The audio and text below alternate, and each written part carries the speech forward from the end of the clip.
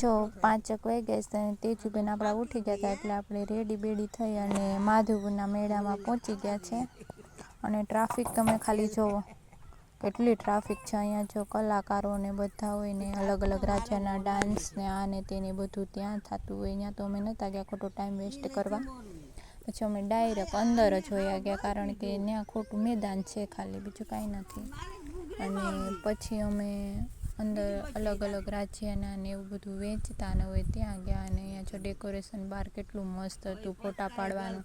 અમે પણ 2 ફોટા પાડી લીધા. અને તેજુબેન જો પાણી ફુવારા ને બુવારા બહુ મસ્ત હતું કારણ કે ત્યાં તેજુબેનને પાણી હોય એટલે તેજુબેનને પાણીમાં જવું જ હોય. અને પછી અમે જો તેજુએ અને કોમલે તો જો સેમ કપડાં પહેર્યા. પછી અમે અંદર જોતા જોતા બધું જોયું, અલગ અલગ રાજ્યોનું બધું વેચાતું હોય અંદર.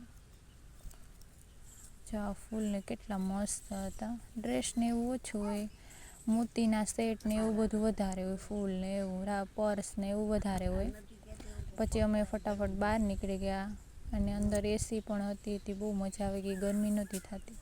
પછી જ્યાં મોરવે લાઇટિંગ નહોતું એટલે ત્યાં તો ફોટા પાડવાનો વારો પણ નહોતો આવતો. પણ થોડીક વાર અમે ત્યાં નીચે બેસી અને થોડીક વાર પછી ફોટા પાડ્યા અને પછી અમે બહાર નીકળી ગયા. પછી પાછા થોડી વાર બહાર બેઠા, બધું વેચાતું ને બહુ મજા આવી જાય. ને આ જો વ્હાઈટ કલરના ડંગા દેખાય ને એમાં બધું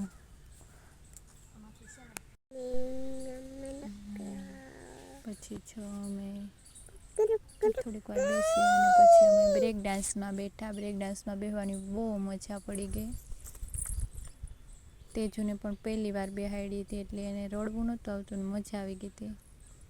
અને જો તમે લાઇટિંગ જો કેટલું મસ્ત હતું.